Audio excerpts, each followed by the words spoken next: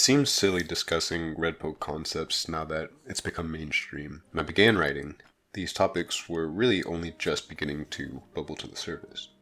For anyone unaware or confused by the unholy ocean of terminally online jargon, I'll try to give my best explainers. There's quite a lot of niches and definitions and groups, so it can get complicated. So let's begin. The red pill, or the manosphere.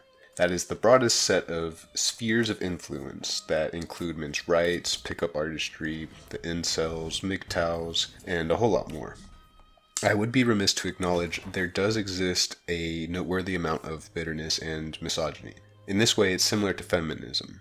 A decent minority of them are men-hating misandrists. That doesn't mean feminists, particularly the first wave, did not have solid grievances that they sought to be addressed. There's a term for the bitterness among men. It's called red pill rage. It's the anger that men feel after realizing that the world works in a way that's different than the way that society has conditioned them. Oftentimes that frustration is unfairly aimed at women in the form of misogyny. MRAs, or men's rights activists, are exactly what they sound like. Men and women can both be MRAs. In fact, many of the prominent MRA leaders are women because they are impervious to being ignored or being defamed just because they are a bitter man.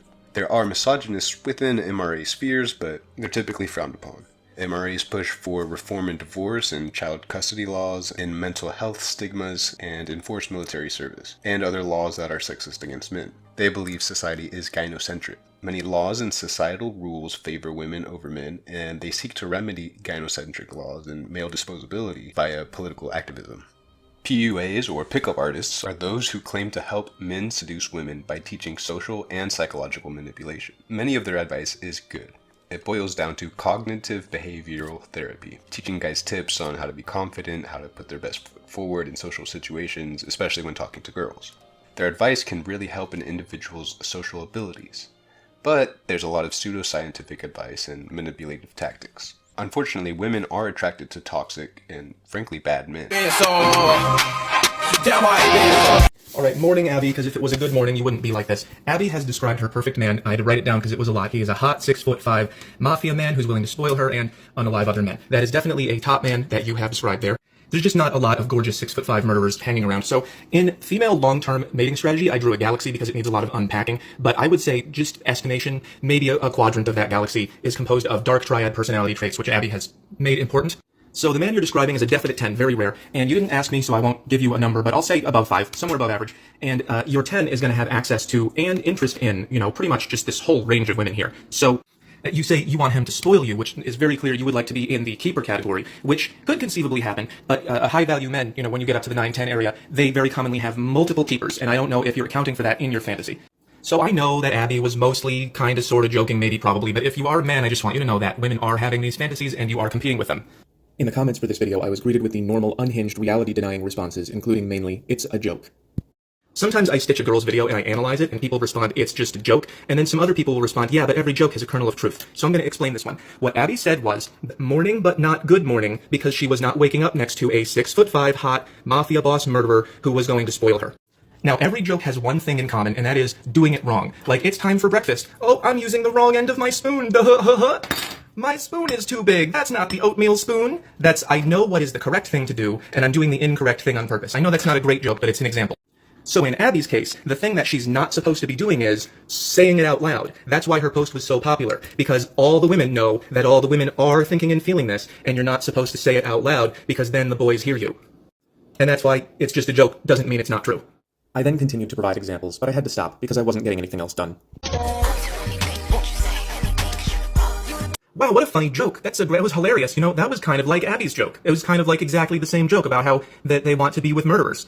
You know what we should do? We should make a list. Let's just start a list of girls who made the "I'm in love with criminals" joke. All right, we got Abby, and then we have Pia, and... Wow, there it is again, that famous female sense of humor. These girls just keep writing the same joke about loving murderers. They're attracted to men who ignore them. This is called the push-pull method, or the hot-cold. To men that neg them, to men that put them in their place, to men that exhibit risky behavior. Now, this group is a mixed bag. There's some wisdom and useful attitude and conversational tips, but it's really hard to sift that from the rest of the nonsense. They remind me of those wealth gurus on the internet who get you to pay stupid buckets of money for their course, only to learn a mixture of basic, well-known financial fundamentals and a mixture of morally questionable sales tactics. PUAs are especially disheartening because they often ignore the fact that no amount of Riz will seduce a girl into bed if you're really short and really ugly. These tactics rely on a base level of attraction that most men, least of all the ones that are desperate enough to look up these tactics online, simply don't have. Most of all, I'm not a fan of this crowd because the main priority seems to be getting random women to sleep with you. Next is MGTOW, or men going their own way. MGTOWs are often regarded as a mixture of incels in denial and husbands who experienced divorce rape from their ex-wives. It's a movement which encourages refraining from any long-term committed relationships with women. Many MGTOWs support casual relationships or paying for prostitutes, and some even support long-term relationships, granted that these men proceed with high caution. They generally focus on statistical data that shows inequality in society, and they view the sexual marketplace as a risky game. The energy, the financial cost of pursuing women, the difficulty of finding a quality woman, false allegations, alimony, family court, the odds of a relationship failing, child custody, those are primary concerns. Some of the more extreme views think female nature is inherently evil or inherently selfish and it's unchangeable. There are many different approaches to MGTOW's base philosophy. The majority agree that marriage is not a good idea. Long-term relationships likely aren't worth the risk. Their approach to relationships can vary from occasional short-term dating, focusing on getting laid, searching for a unique woman different from the rest of Western women, or choosing a voluntarily celibate lifestyle. There's actually several levels to the philosophy. From their perspective, level 0 is blue-pilled. These are men who are married or are chasing women. They are inevitably treated as cash machines, fathers of stepchildren, and disposable. Level 1 is red pill aware. They avoid or are at least cautious of marriage. They may engage in long-term relationships. Level 2 rejects all long-term relationships, but have hookups. Level 3 rejects all relationships with women. They can be acquaintances, nothing more. Level 4 rejects females entirely. Level 5 MGTOWs drop out of society altogether. And finally, we reach the incels. Incel is normally associated with men who are failures, or who are unable to be sexually appealing to women. There's also a common opinion that the main reason for their non-voluntary celibacy is due to attitude and behavior. They could probably find a sexual partner if they worked on their social skills, appearance and wealth, and a host of other qualities. Typically, incels regard their celibacy as out of their control. An incel may decide that their celibacy is society's fault, or more accurately, women's fault, and then they join MGTOW communities where celibacy is not looked down upon. Many of them are in their own echo chamber, so they are hateful, misogynistic, and all sorts of phobic, and a good portion of them probably could, with some effort, just take a shower, bro. Clean themselves up, put themselves out there, improve their social skills, exercise, learn a skill, make more money, leave their internet bubbles, and become normal members of society. But it'd be unfair to write off their complaints entirely. Attracting women is difficult. It's especially so if you are really short, ugly, bald, fat, poor, deformed, or mentally ill. Guys like this have such a slim chance of receiving any sexual attention from the other sex that when they're young men and their hormones are raging, they become frustrated and bitter towards women, blaming them for their lack of sexual experiences and feeling entitled to attention and affection. The obvious question to ask is, well, if they can't get sex, why don't they just hire a prostitute? Some of them can't, but that's a small minority.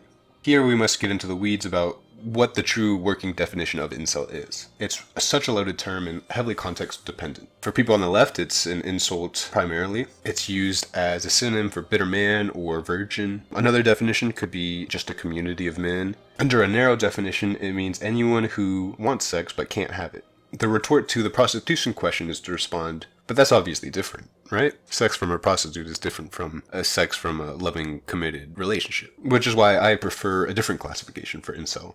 It would classify anyone as an incel as someone who, despite their efforts, has been unable to land a romantic relationship. Pity fucks and prostitutes don't count. This is not an insignificant fraction of the population. It likely includes a third of all young men, and this number is growing. Some people will point out that women can be incels too, but by my definition, that is almost never true. We can use a different term for women, defining a female incel as a femcel, a woman who is unable to find a lasting and fulfilling romantic relationship. Femcels do face a problem, but they have it much better than incels. Sexual desirability, of which incels have none, is a prerequisite for a romantic relationship. Incels cannot get past the starting line. Femcels are complaining about the race being too challenging. Red pillers are quick to point out that over time a wife is much more expensive than a prostitute. Sure, if you break it down by orgasms per dollar, they might be right, but also they're autistic. Relationships are not just about the exchange of sexual pleasure or financial resources. They involve emotional intimacy and companionship. While paying for sex might provide a temporary release of sexual tension, there is simply more to it than sex. A friend who's genuinely interested in you and emotionally invested is a completely different experience. It's a shame a sizable minority of men will never experience this. There's a meme that shows two different paths for the modern autistic male. You have on one side, incel, and on the other, femboy tranny. The incel to trans pipeline is a real phenomenon. Many frustrated men have realized life is easier, and intimacy is easier, if you are a woman, even a fake one. Our culture will even celebrate you for it. It solves a lot of problems. It solves being a virgin. It can solve being poor if they turn to prostitution, a means of income that wasn't possible pre-transition. It solves the societal stigma of being a dangerous male. Now, this strategy does pose a risk, because you are permanently altering your body, and many people would refuse to date transsexuals. It's crazy that these men feel so isolated, so depressed, so lonely that they would go so far as to hacking off their body parts and injecting chemically castrating hormones into their body just for the chance at being treated better in society. They're so much harder to build. And people are colder. What's hard is none of this invalidates how real and raw women and people who are in marginalized groups feel about cis white men. All of that's valid.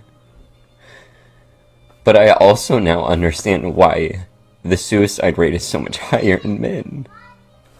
Because this shit is lonely. And I'm an emotionally mature man. I know how to build friendships, and it is still really, really hard. Try to think about how you can, in your small little community where you feel safe, can reach out to the men in your life and just help them feel maybe seen for a moment. Black pillars make the argument, and with good evidence, that genetics is the single most important determining factor when it comes to dating, and just about all other life outcomes for that matter. The best evidence is whenever genetically identical twins are separated at birth, regardless of geographical, socioeconomic, or familial environment, they always have strikingly similar life outcomes. Not just in school, but also in achievement, personality, psychopathology. They end up as similar as identical twins who are reared together. I will never be a professional basketball player, nor will I be a top physicist, or billionaire, or a fashion model, or, despite decades of methodical and intense effort, a professional swimmer. My genetics simply do not allow for those outcomes. Most of your life is determined by your genetics. I feel quite bad for men with bad luck, who were born autistic or short. Statistically, these guys have it impossibly bad in life, and none of it was their fault. There is no gym they can go to work out their bones to make them longer. There is no psychological gym where they can get brain gains and train their way out of autism. When they become embittered at the world, we throw salt in their wounds. As a society, we virgin shame those men, and we derogatorily call them incels, and we invalidate their struggles. Black pillars can take things too far by hyperfixating on physical appearance as the only factor in life and in dating, but personality and status and effort, among other things, do play a role. But what they do get right is that appearance is incredibly important, that just being born female grants you with immeasurable sexual desirability compared to men. I'll do anything to fuck you. You're so sweet, but no.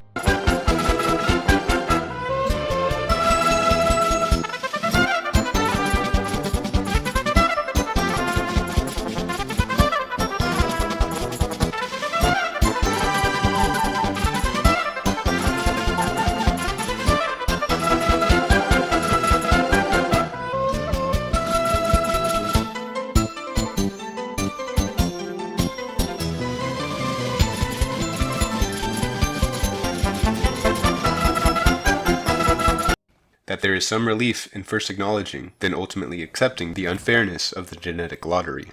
You can't change your height, or jaw, or facial structure, or eye color, but there are a lot of things about your appearance that you do have influence over. There's a reason men don't like it when women put on too much makeup. We don't like being tricked into dating someone with bad genetics. Our romantic tastes are mostly genetic. Women aren't attracted to short, ugly, fat, or balding men because their children will be unattractive, and the genetic lineage will face extinction. We put them in lineups 5 at a time behind a two-way mirror. The men couldn't see or hear what was going on in the next room. That's where we invited groups of women to look at the men and choose a date. In this case, we wanted to see if anyone would pick 5'3" Rob. When Andrea told us women like doctors, we gave him an MD. Their choice? Andrew. I would say Matt, I think. No, Rob. We piled on some more assets. We said besides being a doctor, he was also a best-selling author and champion skier who just built his own ski house. Does that affect your choices? He's still short. Then we gave Rob a promotion. We made him chief of staff at a prestigious hospital. Who would you pick, Kim? Andrew's probably the closest to who I'd pick. I'd pick Matt. Jeffrey, the pilot. What would it take? Now we said Rob was also a gourmet cook who loves children. Oh, definitely. I would take him in a minute then. Height, no problem. I wouldn't, because I would think I don't want short little kids. I was thinking like... Well, at least someone like Rob. But if it was this harsh for him at 5'3", what would it take to get a date for Stu at just 5 feet? First, we made him an up-and-coming actor. No. No. Not. Then we said Stu had made millions by age 25. No. No? Not for me. Nothing worked. How come nobody picks Stu? He's too short. He's too short. Too short? We asked if there was anything we could add to make Stu irresistible. Maybe the only thing you could say is that the other 4 are murderers. Right, or convicted of some crime. That would definitely Child molesters. are psychotic. Right. Exactly. Yeah. And then we would say, Oh, okay, hello, Stu. I mean, and nothing bad towards him. He's got a nice smile. He's cute. But no takers. So we replaced Stu with David to see if 5'6" made a difference. We brought in one last group of women. When they all picked this fellow, we told them he'd been unemployed for 2 years, but that our David was a chief surgeon. I guess it would be David. For me. Yeah. 2 took David right away. But Tara chose Jim, whom we'd made a high school gym teacher. Would it change anything if I told you that David, besides being a chief surgeon, had just published a book that he was a gourmet cook, loved kids, and extremely wealthy? Yeah, I'd switch to David real quick. I mean, let's be realistic. I'm going to bag the gym teacher now. People don't follow models on Instagram or TikTok because they are good at photography or lip syncing. They admire their beauty and their genetic heritage, which is arguably the most valuable trait in the world. Now wait for me, please hang around. Look at you.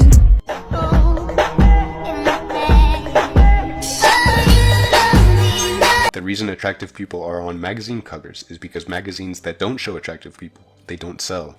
Men and women are different. Our physical realities and the cultural norms that are born out of that reality is inherently sexist. The privileges, strengths, weaknesses, and disadvantages that men have are different from the privileges, strengths, weaknesses, and disadvantages women have. In a way, they are complementary. But how does that influence our sexual relationships? The primary way we distinguish men from women in the animal kingdom is their sexual roles. Women produce dozens of eggs and men produce hundreds of millions of sperm every day. We have a clear disparity between the cost of reproduction between men and women. Women bear the physical burden of pregnancy and childbirth, which can have a significant physical, emotional, and financial cost. In contrast, men's reproductive role is typically limited to providing sperm, which involves comparatively little effort or risk. For this reason, women must be cautious, and they must be choosy with who they reproduce with. Men, on the other hand, are free to be indiscriminate. I suspect this is why, biologically, men's sexual drives are, on average, much higher than women. There's a feedback loop. Men aren't choosy, so women are able to be extra choosy. Women are extra choosy, so most men only get interest rarely, so they can't afford to be discriminate. This plays out in just about all sexual dimorphic species. Our bodies, brains and hormones particularly, have adapted to this reality. Testosterone pushes men to be more aggressive and has a dopaminergic cascade, which reinforces the link between effort and pleasure. Thus, men normally pursue, and women don't. Women typically date up. Higher wealth, higher attractiveness, higher social status, higher height. This behavior is known as hypergamy. But they do this because they can. Women have evolved the trait of concealed ovulation because it allows them to have more control over who they mate with. If a female is only fertile for a short period of time, she can be more selective about her mates and choose to mate with males who are likely to provide resources and protection for her and her offspring. She can also mate with multiple men without them knowing that she is not their only partner. In other words, concealed ovulation in part exists so that women can cuck men and trick them into raising genetically better children that are not his. It sounds horrible, but biology has positively selected for these traits. It's simply genes trying to replicate themselves. Infidelity is built into our biology. For men, that means we have the drive to have sex with as many women that will let us. For women, that means having sex with the most attractive man, and if that man is only interested in sex and refuses to pair up with you, finding some other chump to provide resources and raise that child. Men will do this because there's a chance that the women will have sex with the second man as a way to keep him invested in the relationship. Mate selection is an inherently selfish process. Men are attracted to lots of young, fertile, beautiful women. Women are driven by the instinct to find the highest value mate they can. One gender is not more moral in this endeavor than the other. We both use some dark tactics to gain an advantage in the game of courtship. Under most circumstances, women hold the advantage. The majority of relationships are ended by women, with them accounting for about 70 to 80% of breakups. If they play their cards intelligently, they will reap in abundance. Women are 1,000 times pickier about potential partners' wealth than men. Women also like online dating profiles with a higher education status than their own twice as often, and men with lower status half as often as men with equal status. In the 1% income bracket, 70% of men, but only 30% of women are partnered with someone in the bottom 90% bracket. Job promotion increases the likelihood of a relationship breakup more in women than in men. A man's lower socioeconomic status than the woman's is a huge red flag, but the reverse isn't true. Women rate men with cues of wealth as more sexually attractive, while men don't care either way around. Men's social status also accounts for 62% of the variance of frequency of copulation opportunities. Men's income was found to be positively correlated with partners' orgasms, and negatively with sexlessness. Women's promotion increased the risk of divorce. A study by Buss and colleagues summarized women's tendencies to switch mates when rising in social status. Women whose mate value increases substantially will become more emotionally dissatisfied with their current partner, more likely to evade a partner's mate guarding efforts, more likely to cultivate backup mates, more likely to initiate new relationships with higher mate value men, and less inclined to stay with their current partners. The share of men under 30 who aren't having sex has tripled in the past decade. Average men who haven't been in a relationship remain Peter Pan, because without the possibility of a family, they have fewer purposes in life. There are indications that both male and female inceldom is partially born from college-educated women. Technology and liberalism has allowed more women to enter the workforce and surpass men in educational and socioeconomic status, hence rendering more men unattractive to women. This has possibly resulted in an increase in male inceldom, but also female singlehood. In fact, high-status women are frequently observed to prefer singlehood over dating down. This is not only bad for men, but also bad for women. They suffer too from more loneliness and sexual deprivation. In fact, women have become less orgasmic with the sexual revolution. Starting in the 70s, women have reached historical levels of unhappiness and mental illness. The future is only getting darker on this front. Women's liberation has doubled the workforce. Higher supply of workers without an increase in demand means wages sink, and they have. People are having families at record lows. Every industrialized nation is below or quickly approaching below replacement birth levels. When the population stops growing or declines, the society and the economy is strained tremendously. The elderly become the dominant demographic, and there are fewer young people to fill the workforce and support social safety net programs that elders rely upon. This can lead to a shrinking economy, reduced innovation, and decline in the overall quality of life for everyone in the society. Additionally, the culture and social fabric of the society is disrupted as traditions and norms associated with youth and family life become less relevant. Less and less people are starting families, and it's not for no reason. It's spelling disaster for the future.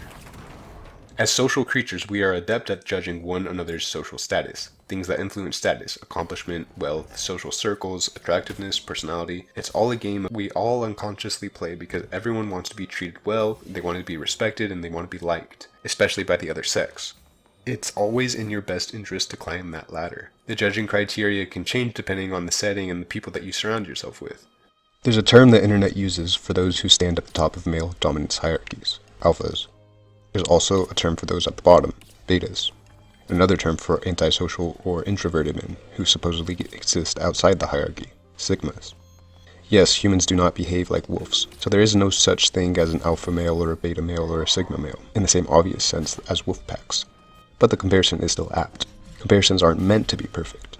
I will readily admit unironically calling someone alpha is cringy. Alpha qualities, however, are qualities that would land men at the top of the social hierarchy. Alpha qualities, they are synonymous with masculine qualities, being tall, being good-looking, wealthy, strong, and confident. As we know, masculine characteristics attract women, so the more someone is an alpha, the easier the dating prospects are. Chad is another similar term to alpha. A Chad is simply a 10 out of 10 attractive man. Chad fishing experiments have proven that Chad can message nearly anything to a woman and get a date, or even get them to immediately agree to have sex with them. Okay, today I'm doing another Chadfish experiment with my Spanish male model, and before I start this, I want to say, if you are attractive, you have such a, being attractive is such a halo effect, it is crazy. It is crazy. But anyway, this is how the conversation started. She said, "Hey," and I said, "What's up, fucker?" Just to see if I can get away with saying that. And she said, "What the fuck, is that how you talk to a woman?" And when she said that, I was like, oh, maybe Chad can't get away with everything. But then the conversation, continued. I said, "Nope, it's just my opener. I have shitty social skills. Can we play a game where I ask you a question and you respond?" Then she said, "Ooh, what kind of game?" I don't know why she said it like that. But I said, "Is your brain working?" I said, "I'll ask you a question and you give me an answer." And she said, "Okay, you're funny." Like, what is that halo effect right there? Could you imagine if this profile was a sub-5 dude or a normie saying that? The conversation would have been terminated, But she's over here saying you're funny. It's like, what? That was the most disrespectful thing in the world. She put the wrong your. I said, "It's your," correcting her. And I said, "Okay, question number 1. What is the most important thing for a relationship?" And she said, "The most important thing is personality by far. He should be able to make me laugh like you are right now." And I said, "Dang, so I got a good personality?" And she said, "So far you seem like a good guy. Now listen, from doing all these experiments, if I had a dime, even a penny, for any time that these girls say, 'You seem like a good guy,' I would be a multimillionaire right now. I would be sitting up there with Jeff Bezos. That's the halo effect right there. You seem like a good guy. It's very ballsy to open up with subfucker to someone, I'll give you that." And then I said, "That brings my next question. What if I was a fat, ugly dude who said that, to you? Would it be different?" And she said, "Well, if I'm being honest, I wouldn't swipe on a fat, ugly dude, so no." And I said, "But what about personality?" She said personality is the most important thing. And she said, "Well, if I got to know him better like you, I would probably let it slide." And, I just thought about that right now. I'm scratching my head. She just said, "If I got to know him better like you." Like, what do you mean know me better? Like, you don't know me at all. She said, "If I got to know him better like you."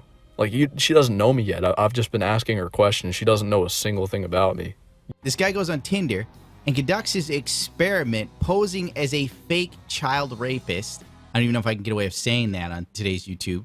And he gets horrifying results. The article and the Reddit post prove that it doesn't matter what you've done on Tinder. Long as you're really attractive, you will be forgiven, especially by women. So anyway, this dude makes a profile of a good-looking blonde guy with blue eyes, obviously, and it reads, "I'm an aspiring model.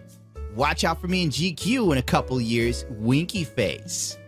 You should know I've had trouble with the law my whole life." When I tell chicks I've had trouble with the law, it's already over. I saved that for like the 4th date. Convicted 3 times for rape of a child, ROAC. I don't even know what that means. Oh, wait. That's the acronym for it. And once for sexual activity with a child. But to be fair, she turned 16 like a week later, so it was super unfair. But whatever. I'm on Tinder because maybe if I fuck some of you sluts, I'll stop wanting to be with kids. Unlikely, laughing my ass off. They're way tighter than your beef curtain cunts. I hope you can therefore forgive me for my past crimes. I gotta go. Holy shit. The dude's profile was just a time bomb.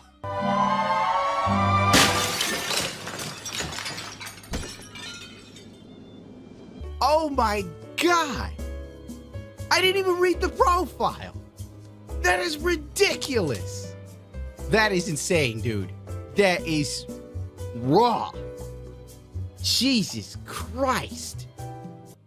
But his anthem is Young Love, Kip Moore. Gee, fuck me, dude. I haven't seen something that crazy since Kanye West's phone's password was 000. I can't even, bro. You look at his profile, and already it's like you're disgusted if you have a normal functioning human brain. And he still got matches. Julia, hello, handsome. How's your week going?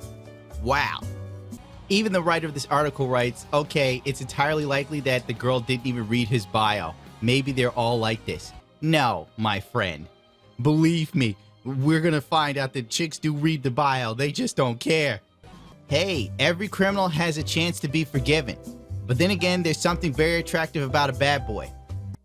Oh my God. Bad? This dude's beyond bad. This guy goes, I think I'd rather be bad than forgiven, winky face. The question is, how bad does this bad boy get? And does this bad boy need a naughty girl to keep him bad? Oh my God. He literally called himself a child rapist. And this chick's like, well, I'm a bad girl too. I forgot to give a tip over at Starbucks. Amber writes, I can absolve you of your sins tonight, wink. Oh my God. Hey, are you living in London? Well, hey there, gorgeous. How are you? It just doesn't stop. It doesn't stop. Chicks are just throwing themselves at him. They couldn't make it any easier for him unless they figured out how to move through space and time to get to his house immediately. Hey, when I was 7, I stole a gumball from my corner store and felt guilty about it for years. I guess that makes us equally as evil. Oh my fuck, Molly, you are retarded. I'm surprised you're still out roaming the streets after I think he meant to write after such a horrendous crime. We should both be locked up. I don't think I'd mind as long as we're locked up together. Well, as long as you're there and handcuffs are involved. Ha ha ha ha, oh my God. That was such a crazy thing of me to say, but I'm happy I said it. Are you a native Londoner? These London girls don't care. He hasn't even replied and she's still messaging and gave her her phone. It gave him her phone number. What a coincidence. Well, I'm only here for a few days. What are you doing tomorrow night? Here's my personal details. I'm in the area. She's like, please let me get your man meat. Dude, I had a chick write to me on Tinder. I moved. Yeah, no, you told me before, Butt Nugget. And then she goes, leave me alone. I'm not interested. And I'm like, you message me, you fucking freak. Meanwhile, this dude. Hey, are you all right? Aha, I'm not here for long, so I'm just looking for someone to take my virginity. Can't come home still being a virgin. I'm actually 19. Sorry, I'm quite straightforward. Wow. How old are you and how long are you here for? I'm blah, blah, blah. It's blocked for reasonable doubt. So I've been in London for a bit, more than 9 months now, but we'll have to go back home soon. Like in 2 months' time. Well, I'm not as innocent as I pretend to be. We got there, but I never dared to do it in the end. You dared to do it now? Yeah, I do. Number, hearts. And she gives him her phone number. 19 years old. She's a virgin, and she's looking to lose her virginity to some rando dude who said he's a pedophile on Tinder. I could put up a Tinder profile tomorrow that says I'm a popular YouTuber who does crap for charity on the down low, but he tells people to remind him he's not a piece of shit. I saved a kitten from a burning building. I still wouldn't get a match, dude. All right, so this chick says, when I was 6, I stole a Kinder Bueno from the supermarket. So I guess that we're both felons. Ha ha ha ha ha. Lexi, what are you doing tonight? You, good answer. Come on over. Where are you based? Her address. Wowzers. Oh my God. Jesus Christ. It doesn't do this. Leisure Suit Larry didn't have it this easy. Sophie. Damn, you look like my prep school crush. 8 to 13 years old, laughing my ass off. Ha ha ha, thanks. How's things? Dude. Wow. That is amazing. That explains his troubled past. In his Tinder profile, he's very honest about his history of being a pedo. Will he get matches? Will he find love? Question mark.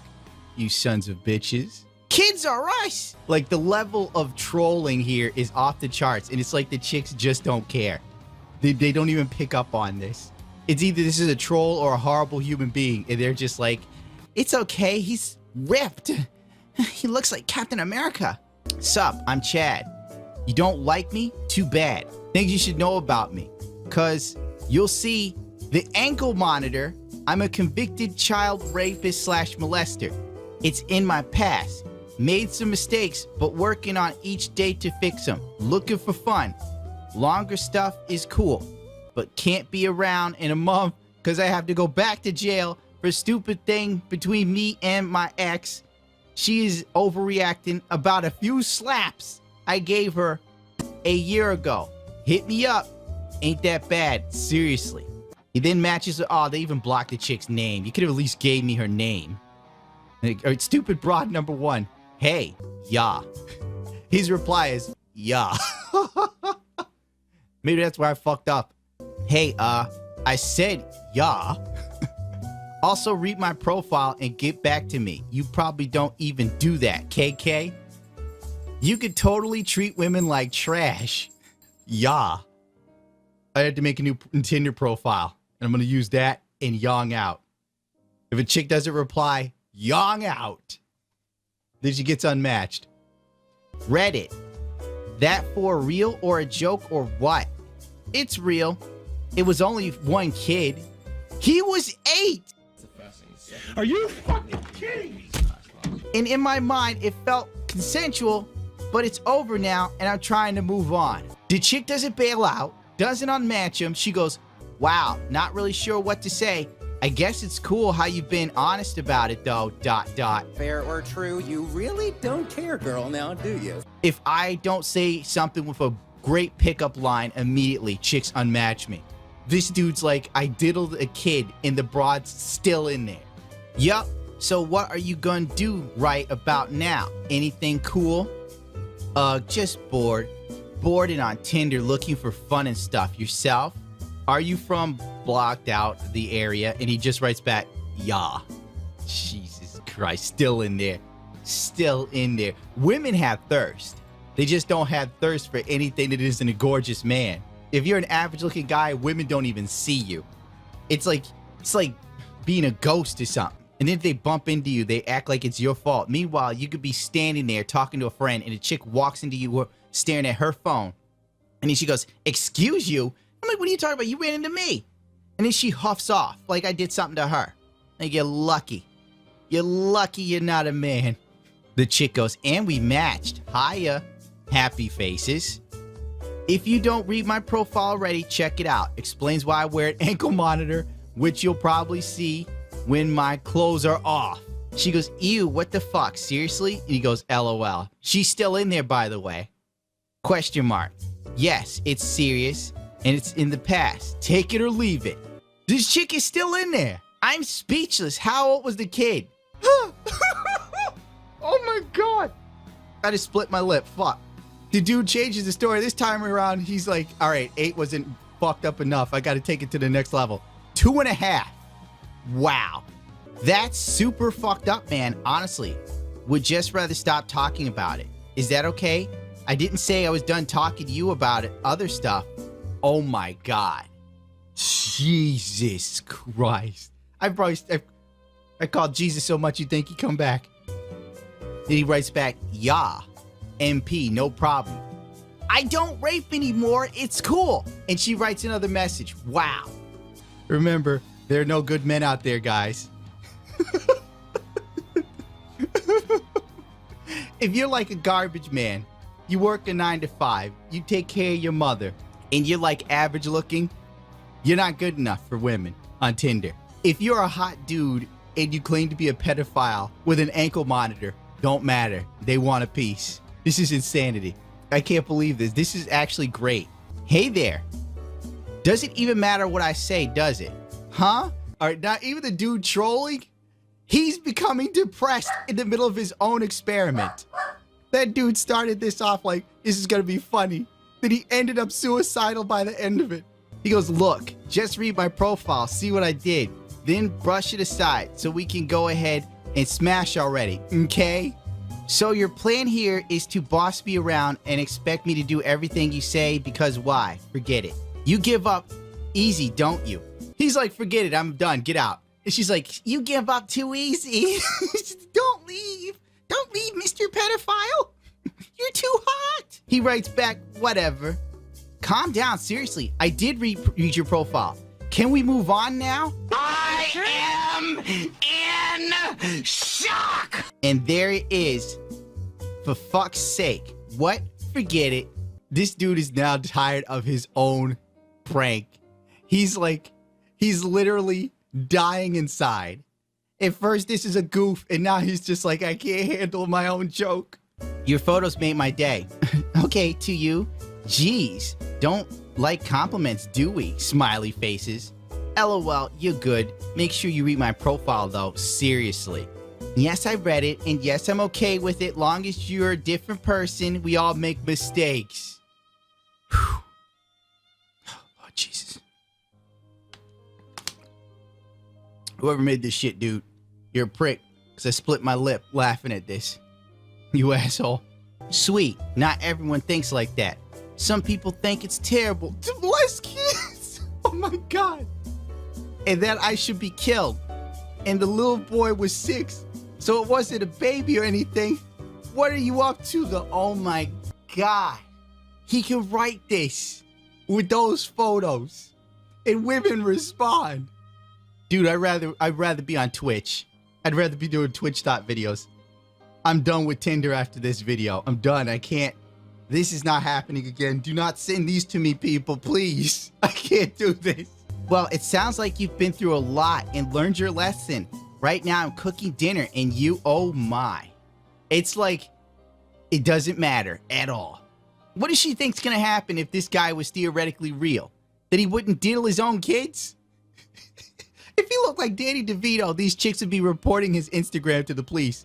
I mean, his Tinder, whatever. Do I look suspicious? You look grotesque. He goes, I'm horny as fuck. Haha, you're kind of blunt, aren't you, smiley face? Yeah, I make one dick joke, chicks unmatch me. I said my dick is small, the broad was like, you're gone. So he writes, so you live close to areas blocked, or what? She writes, I'm about a couple minutes away, actually. Nice. She is fully cocked and ready to meet this dude. How the hell would she explain that to her family? Oh, this is Chad. Why does he have an ankle bracelet on, Katie? And then Chad goes, I got caught diddling kids. And the father pulls out a gun and the daughter jumps in the way. Now this one is probably the funniest one. His name is Jason. He's 27. He's got a huge swastika on his bicep. You can't miss it. It's like a red flag if I ever saw one. He also, in his Tinder profile, quotes Adolf Hitler. Need I say more? The guy had his profile about a week and he matched with every girl he swiped on. He only added the ones he thought was funny. He opens to Katie speaking German. She writes, what? Your place or mine, it's German. So straightforward, where do you live? Please tell me that's drawn on with a marker. He goes, you want to try and rub it off? And then she goes, let me get out this sponge. Oh, that's a different broad, but whatever. Tress writes, interesting bio. Do you speak German? It's Hitler's speech, you ditzy bimbo. Interesting bio. Do you speak German? Of course, I had to learn. What does it say? It's a quote by a great man. Nice. This chick writes, I can't even read her name. Karuko? I don't know. Looks damn near like a Naruto name. Is that a swastika for real? Tattoo? Want to see it in person? She goes, And he goes, your place or mine? Question mark. She goes, mine. She's like, I don't know. Your place or mine? Okay, here's my address. I'm ready. Take me, mein Führer. He writes this chick, Penny, are you Jewish? She goes, no. He writes, I knew you were too cute. Ah, thank you. Doesn't even realize the racist implications. He writes to this other girl, Cree, I probably got that wrong. Do your eyebrows disappear when you wash your face? No, they don't. They're 90% real, I promise. By the way, like your blonde streaks. Doesn't notice the swastika at all. Plus 20 more messages. I just thought these 5 were the funniest. Amazing. Welcome to Tinder. It's worse than Twitch will ever be. I would rather watch Twitch dots than ever do another one of these Tinder experiment videos. This is atrocious. Well, if you ever needed to feel bad about being an average guy, oh, here's a video for you. You're a nice guy, you stand up, you work, you got your own place, you got your own car, but you're not gorgeous, and you have a tough time picking up chicks on Tinder. Don't feel bad, my dude. The reason why you're not good enough is because they don't think you're hot. It's hypergamy, gentlemen. Hypergamy unchained. The vast majority of creepiness is unattractive physical appearance and awkward behavior. The term creep is intentionally ambiguous. When girls use the word creepy to describe a guy they didn't want approaching them, for example, they usually just mean he was ugly. No girl would admit that though, since it comes off as shallow. Women themselves admit that whether something counts as harassment depends on the physical attractiveness of the harasser. A majority of women fantasize about being raped by attractive men. That is the most popular fetish among women. The chances of orgasm increase from 10% to 50%, and the chance of pregnancy doubles from 3 to 6% during rape. Antisocial criminals tend to be quite successful with women, bad men, or bad boys if you prefer, those high and dark tetrad traits: narcissism, psychopathy, sociopathy, and Machiavellianism. Women find them more attractive. Why do women swoon to serial killers and watch so much murder mystery? Women are evolutionarily attracted to evil men. It's theorized that these types of men are good at protecting women, for a variety of reasons.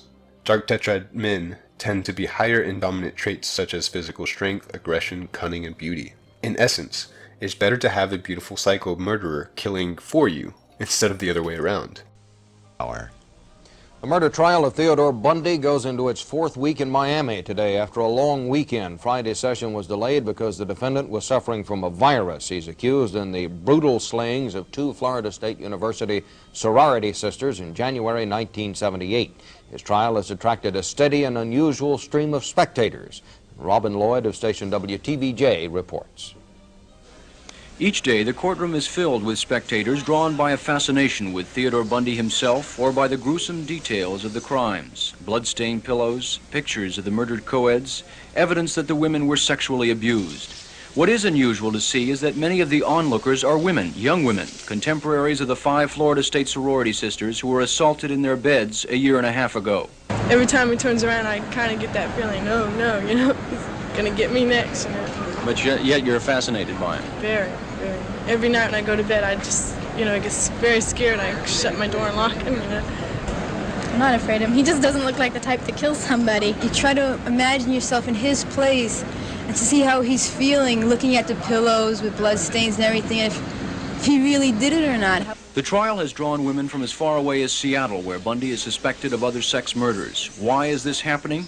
According to one psychiatrist, it is a mixture of fear, intrigue, and in particular, sexual attraction. And so, yes, I do think this is, in an underlying sense, a sexual attraction, using that word very broadly for the moment. But there is no question but what violence does quicken the pulse of many people, and certainly of young women. The young women themselves aren't too sure what it is that attracts them to the trial. Are you a little scared when you look at him? Yes, it scares me to be in the same room with him, but I know there's other people in there, so. Why do you do it? I don't know. Robin Lloyd for CBS News, Miami. In contrast to alphas, we have betas. One type of beta is an orbiter, a guy who hangs around a girl, especially on social media, in the hopes of someday getting in her pants. How many guys do you have in the friend zone right now? Maybe like 3. Damn, and what do you use them for? Friends? Yeah. Friends. Sometimes they'll take me out to a movie or something. Yeah. As friends. Do you kiss them or anything like that? No, not at all. You hear that, guys? If you aren't getting kissed, something's up. He's right. Yeah, have you ever paid for a movie before? Of course I've paid for a movie. Yeah. No, but paid for a movie that you went with them to? Probably not. They are also known as simps, short for sucker idolizing mediocre pussy, or cuck, which means a man who encourages or at least is apathetic towards their woman sleeping with other men, but it's commonly used as a slur, synonymous with simp. Other terms that describe very similar behaviors are white knights, soy boys, or nice guys. Girls may keep such men around either as backups or as sources of money and validation. Simping spoils women by increasing their courtship expectations and thereby inflating their price. They lead these men on so that they can maintain their options and continue to reap benefits of their attention. In the same way a monkey won't release a branch until it has a firm grasp on the next, branch swinging refers to the notion that a woman will make sure she has options before she exits her current relationship and enters a new one with a more desirable man. In rare cases, men do this too, but it's not so common. It's easier for women to find backup men than the other way around. Men tend to fall in love much more easily than women. Men rate the desire to fall in love as significantly more important than women did. Women tend to break up and expect breakups before men. There's an equivalent and just as morally questionable tactic within the pickup community, known as plate spinning. The principal idea comes from the notion that men shouldn't be hyper-fixated on a single dating prospect in their early stages before they commit exclusively to one another. One-nightitis is basically falling in love before one has even got to know the other person. Tunnel vision from one-nightitis shuts the door for other potential relationships while at the same time destroying the relationship for the person you're focused on. The more clingy and dependent you become, the less attractive you are to that individual. The advice of plate spinning is to go on dates with multiple women all at once. Keeping your independence and your options puts you in a better position to attract more women by using social proof and pre-selection to your advantage. They know that you have something about you that makes other girls want to be with you, so they automatically become more attracted to you in general. Studies have shown women are more attracted to married men compared to the exact same man if he was single. It's because the man has the social proof that he's a worthy mate. If one woman was interested in him, then it shows he's got something going for him. This is the same reason why male virgins are seen as pathetic losers. The morally questionable bit is as follows. The women you date should be plates, simple relationships that are sexual only. Only invest to the degree that it suits you, and move on if you spot red flags. You guarantee not to waste time, money, or emotions in a sexless, monogamous relationship with a girl that doesn't appreciate you. When given the chance, many men would take advantage of women by pumping and dumping. We're always looking for the youngest, most beautiful girl. For women that are aging or simply would rather be judged on characteristics that aren't just their appearance, that's a tough reality to come to terms with. The worst reality of them all is the wall. Even though women live longer, their physical attractiveness declines faster than men's. Women become infertile sooner, so there's selective pressure for men to be attractive to young women, and men benefit from monopolizing girls early on to assure paternity. By the time a woman reaches her 30s, her advantages in dating are diminishing. The reality also affects young men pretty hard as well. A young man in his 20s is at the peak of his sexual drive, but is broke and low status in society, while the women his age are at their peak. Competition for dating is the fiercest for the girls his age, and his advantage is the lowest. That's why 30% of young men these days are not having sex. The advice I have for myself and for other men in this position is, for the time being, acquire discipline over your drive for sex. Abstain from porn, focus on developing yourself and your status, become established, work in your career, social circle, and education. In light of an increasingly competitive sexual marketplace, you can either adapt by becoming a self-improvement freak, some combination of looks maxing, gym maxing, status maxing, money maxing, skincare, personality maxing, social circle maxing, joking, education maxing, location maxing, mewing, bone smashing, lean maxing, surgeries for your face and your legs, hair transplants if you're becoming bald, fashion maxing, and taking testosterone. Or you will be outcompeted by the men that were born better than you, or put in more work than you. The sexual marketplace is a zero-sum game. In that case, you can give up, lay down and rot. What other choices are there? A risky but common strategy for women nowadays is what's called riding the cock carousel, which means while they're young, party, be irresponsible, and have sex with lots of attractive men. Then, when they do hit the wall, and their looks begin to decline, and they realize highly attractive, super successful men who have lots of options are not interested in marrying them, they settle by finding a beta bucks to marry and provide. If he doesn't satisfy her anymore, she can take half of his wealth and the kids with her to the next marriage with a different man, though this doesn't always work out. When women sleep with higher status men, they begin to believe they deserve nothing less than the status of the man who refuses to commit to her. Then, when they're old and lonely, they complain, "Where have all the good men gone?" It has led to an increase in single motherhood, and old, never-married women who were unable to pair bond due to their promiscuity or because they refused to settle. Having sexual partners destroys women's ability to pair bond. They become a liability. If you've had sex with lots of men in the past, what's the likelihood you'll continue that pattern of behavior, or worse, trick me into raising some other man's child? That would almost be a double standard for men, if it weren't for the fact that men and women are different. Because women are gatekeepers of sex, it is difficult for men to obtain. Virgin men are considered failures, who are not desirable to women. Likely there is something wrong with them. If, however, he is able to sleep with multiple women, that is proof women desire him. The social proof is a feedback loop. Women want him, so more women want him, so more women want him, ad infinitum. It's not all upside though. Regardless of sex, a high partner count means you're probably more infidelitous, less likely to commit, and likely have STDs. We've established that the current dating landscape is a minefield for both men and for women. But what is the answer? Should we go back to 1950s gender roles pre-sexual revolution?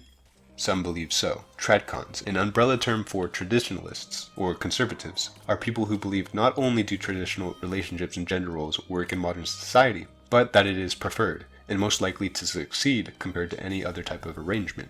They are correct that the rates of relationship success drop precipitously whenever the man or woman both fail to uphold their traditional gender roles. Social norms have been time-tested through millennium. It's arrogant to believe we know better than our natural inclinations because it's current year. The onus is on the individual to prove they are the exception to the rule. Most likely, they are not. What Tradcons get right is that from an evolutionary psychological perspective, our gender roles are deeply ingrained. Men are the protector and provider and the leader. As soon as a woman out-earns her man, the likelihood of divorce jumps to roughly 80%. If a man becomes permanently crippled or ill or loses his job, it nearly guarantees divorce at roughly 85%. Throughout the thousands of years of civilization, these roles have not changed and they have been consistent across cultures. Even though it's 2023 and the feminists and SJWs protest these roles, they are not going away. We should apply societal pressure to encourage the roles we are naturally gifted with, but we shouldn't apply so much pressure that it demonizes outliers, or worse, completely distorts healthy roles. People report better psychological well-being when following traditional gender roles. It is greater for the long-term survival of the society, and it is beneficial for relationship satisfaction, sex frequency, and lowering likelihood of divorce. Opponents make the argument that Tradcons are more hypergamous than feminists because Tradcons look exclusively for a provider. Opponents believe men shouldn't exchange the fruits of their labor for sex. Trad hierarchy leads to wage slaving, high male suicide rate, and the plethora of negative health outcomes that we are seeing proliferate among middle-aged married men today. The claim that returning to a traditional value system can solve the problems the sexual revolution created is seen by many as a cope. High divorce and infertility rates present challenges to those advocating for committed monogamous relationships. There is no guarantee of security in any relationship. Women are still incentivized to break the contract of marriage because the divorce courts are so heavily skewed against men. It's unrealistic in the current economy to expect men to marry, have kids, and provide for everyone on just his salary alone. You might have to slave to provide in return for infrequent sex in a joyless marriage, just to be divorced and lose half of everything you've ever worked for and your kids. The minute your wife has kids, your sex life might be over. 40% of women do not want any intimacy at all after their first child. 20% said it dropped between a year to 2 afterwards. Another 20% said it came back but never to the full amount. You just become a paycheck at that point. This is one of the biggest reasons why men cheat. They still have physical desires, but the women they've chosen to commit their entire lives to only fulfill that need once a month. Attempting to apply traditional gender roles nowadays may result in unequal servitude. You serve your woman by providing resources, and you get little in return. When you aren't enough for her, you get boned by divorce courts. Once a man becomes married, he loses all of his bargaining power, and the woman can control the relationship simply by threatening divorce. In a divorce proceeding, men may be forced to pay child support, alimony, legal fees, and lose a significant portion of their wealth, property, and income. Costs associated with divorce can be overwhelming, particularly if the man is the primary breadwinner in the family. The costs can include splitting retirement accounts, liquidating assets, and dividing property, including family home. In many cases, men may also lose custody of their children and be required to pay child support, which can further impact their financial stability. Additionally, men may find themselves trapped in a situation where they are forced to pay alimony for an extended period, even if their ex-spouse has the ability to support themselves. The amount of alimony can be a substantial burden on a man's finances, as it is often calculated based on his income and can last for years. In some cases, men may also be required to pay their ex-spouse's legal fees, which can also add to the already significant financial strain of divorce. This generation of men have grown up watching their fathers, their uncles, their brothers have their lives destroyed by divorce. The consequences of divorce rape can extend far beyond financial loss. Men may experience emotional trauma, depression, and social isolation as a result of divorce. The loss of their family and their children can be particularly devastating, and the stigma associated with divorce can further exacerbate those feelings. The financial and emotional costs of divorce can impact men's long-term well-being, making it difficult for them to rebuild their lives. What is meant by traditional woman anyway? Often it may mean withholding sex, using it as a weapon or a negotiating tactic. Does it mean that woman doesn't enjoy sex and just sees it as a way to gain power over her partner, which most men will disdain because it kills all the joy of a loving relationship? Or it may mean a woman who lacks ambition, isn't financially independent, and wants to be provided for, which will further turn off men because it offloads even more responsibility onto us. We can't have both feminism, gender equality, and traditional gender roles. The feminist movement has long sought to dismantle traditional gender roles and promote equality between the sexes, which has led to the demise of chivalry. Chivalry is rooted in the idea that men should treat women with unequal but preferential treatment.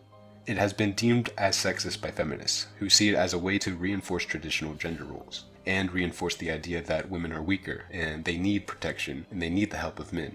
The feminist push for equality has led to the demonization of traditional gender roles, which has left many men unsure how to behave towards women. Men are now afraid to show any form of chivalry towards women for fear of being labeled sexist or misogynistic. The result is that many men are opting not to hold doors open or offer seats to women, which has led to a breakdown in basic civility and manners in society. What has feminism accomplished in the past 100 years? Well, they got the right to vote, which I'm not convinced is a good thing. Voting is a privilege. We don't let non-citizens vote. We don't let anyone under 18 vote. We don't let felons vote. We used to limit voting to men over 21 who owned land. Why did we used to do this? Leftists will argue it was to preserve power structures built by rich white men. And I get that they might be at least in part correct. The people with political power probably wanted to preserve their power, as is always the case, regardless of sex or of race. The group back in the day just happened to be white men. But for once, let's listen to what the Founding Fathers actually believed.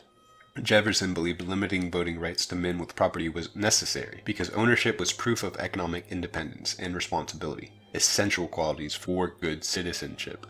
Without economic independence, we see what is happening now. Two wolves in a sheep democracy. The three animals get to vote for what's for dinner. In other words, the majority is voting to steal from the minority. The top 20% bears the burden of 90% of US taxes, while the other 80% of earners in the US pay for the meager remaining 10% of the taxes. Contrary to popular opinion, our tax code is disproportionately unfair towards higher income earners, men.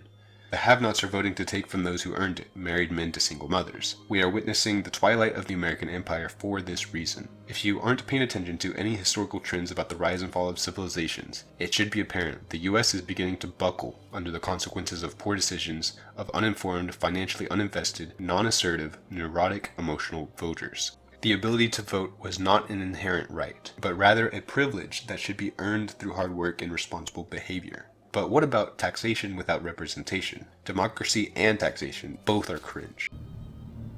Because democracy basically means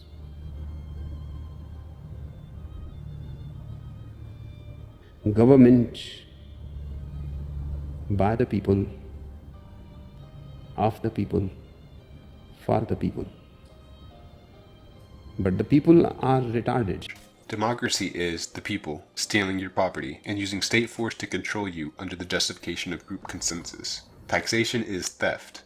People will gladly pay for services they deem necessary for themselves and for their community. Public funding should be voluntary. We'd quickly realize how much of the public sector is utterly unwanted. Women, despite being the majority of the population and 80% of all discretionary spending, only account for a quarter of U.S. tax revenue. They hold 51% of all wealth in the U.S., but account for 1/3 of all hours worked. In a country with conscription, if women can vote, women should be conscripted. Yes, conscripting women is absurd. If that's absurd, I wonder what else, which is usually paired with conscription, might also be out of place. So a win for feminist dogma, the supposed equality of the sexes. Women have been given the same voting rights as men without being given the same obligations. Female emancipation leads to greater female cultural influence, and women are, on average, more conformist, less logical, and less inclined to view arguments on the basis of their merits rather than the personal qualities of the arguer. Second, women are much less inclined to consider the effects of changes of society than men are. Historically, if society broke down, it was conquered. The men were killed or enslaved. They did not leave descendants, while the women typically did. Men, thus, have a genetically encoded tendency to try to make society work, even at the cost to themselves, that women lack. Increased female influence over important institutions of any sorts leads to their decline. The sexual front is a prime example of why the slippery slope is not a fallacy, but a proof by induction. We started with the birth control bill and the sexual revolution. Then came promiscuity and abortions followed. Then divorce, illegitimacy, STD rates, cases of rape, they all boomed. Next came the redefinition of marriage to include homosexuals. Then came radical gender ideology. Then came the targeting of minors for LGBT and gender transition surgeries for children, and drag queens stripping in front of kids. and the advocacy for MAPS, minor attractive persons, the leftist euphemism for pedophiles.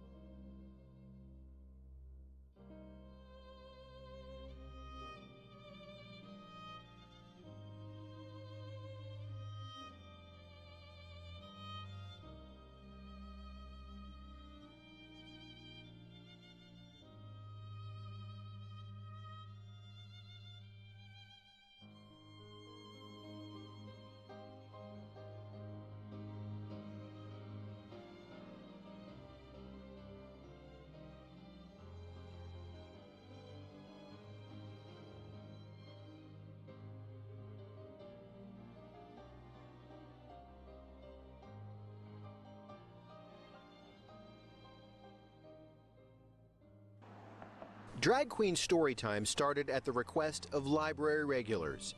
It was a hit, but it also has its critics. There was a protest over the program in October outside the Montrose Library branch. There was a lawsuit which was dismissed. But then the library revealed this man, Albert Garza, a registered sex offender, was among those participating. He served time for aggravated sexual assault of an 8-year-old in 2008.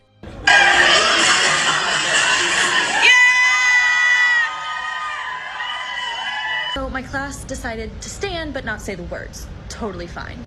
Except for the fact that my room does not have a flag. It used to be there, but I took it down during COVID because it made me uncomfortable. The school district says that's Kristen Pitson, who identifies herself as an 11th grade teacher at Back Bay High School here in Costa Mesa.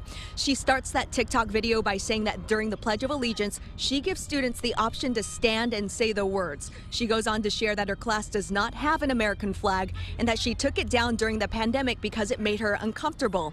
In this video, Pitson says a student asked why there was no flag recently. She says she tells the student she would try to find it, but then admits she's lying. Parents in the area say they are shocked by what the teacher says next. In the meantime, I tell this kid, we do have a flag in the class that you can pledge your allegiance to. And he looks around, he goes, oh, that one? You think we're sinful? You fight against our rights. You say we all lead lives you can't respect. But you're just frightened. You think that we'll corrupt your kids if our agenda goes unchecked. Funny, just this once, you're correct. We'll convert your children. Happens bit by bit, quietly and subtly, and you will barely notice it. You can keep them from disco, warn about San Francisco. Make him wear pleated pants, we don't care. We'll convert your children. We'll make them tolerant and fair. At first I didn't get why you'd be so scared of us turning your children into accepting, caring people, but I see now why you'd have a problem with that. Just like you worried, they'll change their group of friends. You won't approve of where they go at night to protests. Oh, and you'll be disgusted so gross when they start finding things online that you've kept far from their sight, like information. Guess what? You'll still be alright. We'll convert your children, yes we will. Reaching one and all, there's really no escaping it. 'Cause even grandma likes RuPaul. And the world's getting kinder. Gen Z's gayer than Grindr. Learn to love, learn to vogue, face your fate. We'll convert your children. Someone's gotta teach them not to hate. We're coming for them. We're coming for your children. And now not only do we have hookup culture, but most forms of sexual deviancy are celebrated. Even polygamy isn't looked down upon in many circles.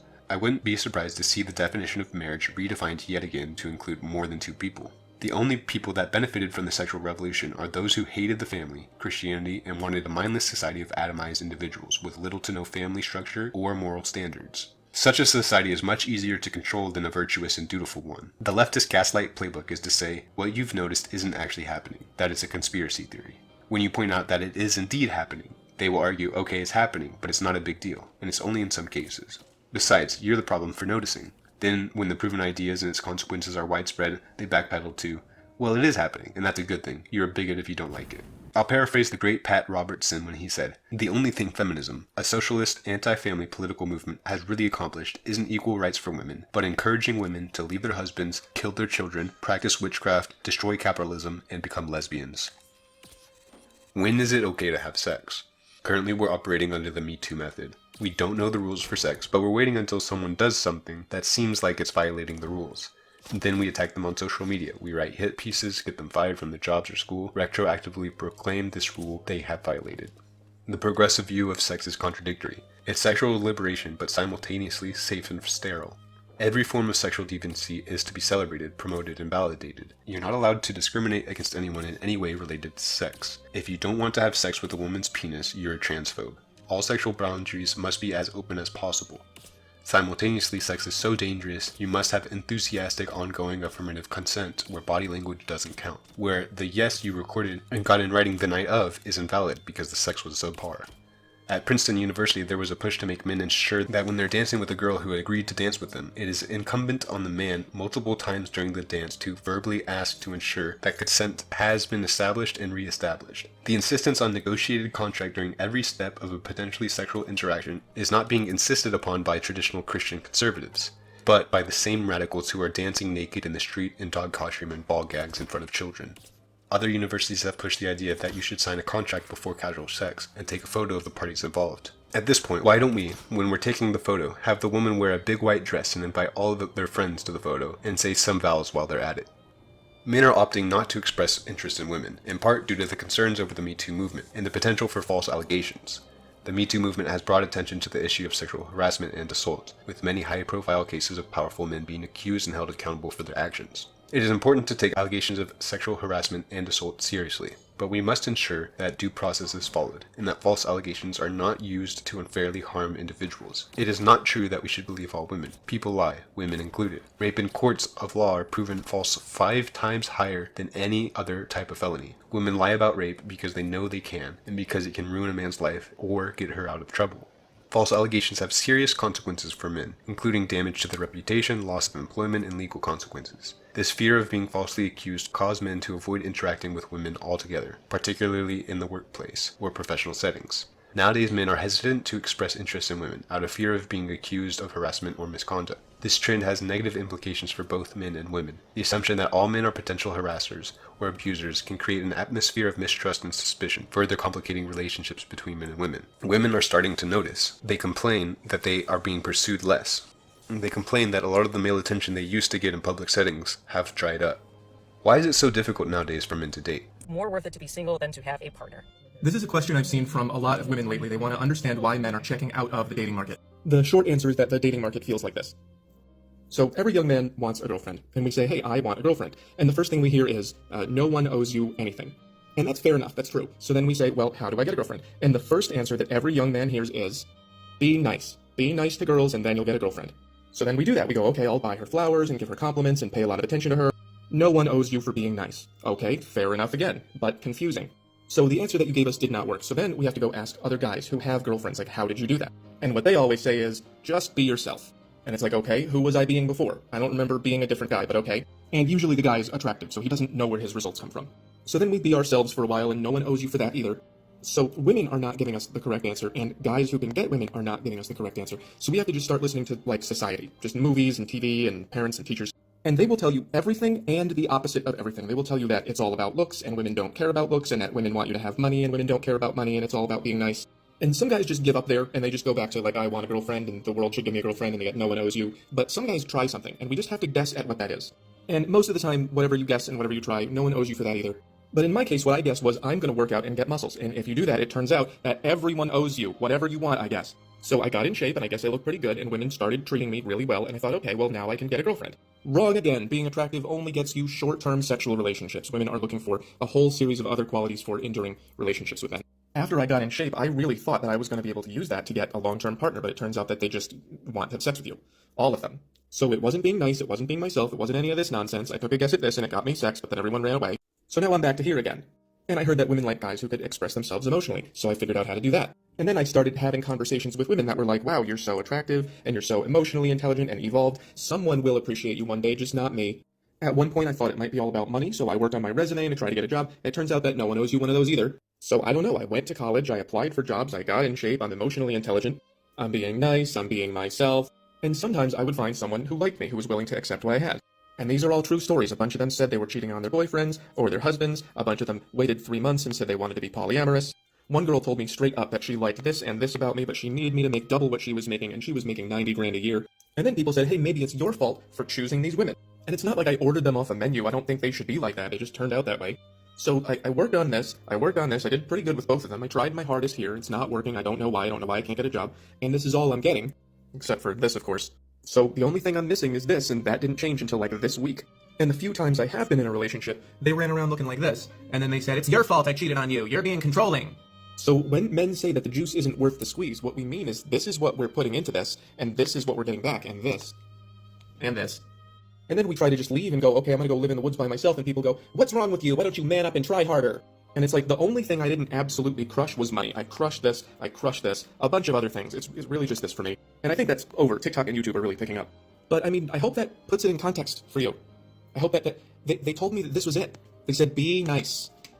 And then I did all of this, and this is my only solution that I have left, is I'm going to go live in the woods, and then you don't like that either. I don't know, man. I hope that explains it. I don't have anything left to say after that. There are several reasons. In the past, women only had their local area to pick from. Now with social media and dating apps, they can choose from all over, from all ages, without even leaving the room. Attractive men can text dozens of girls at once, and both of these behaviors aren't very much shamed anymore. In the past, promiscuity was looked down upon. Men and women had to commit to each other. Now the attractive men are having sex with most of the women. In the unattractive men, sexlessness has tripled in the past decade. Second, women used to not work.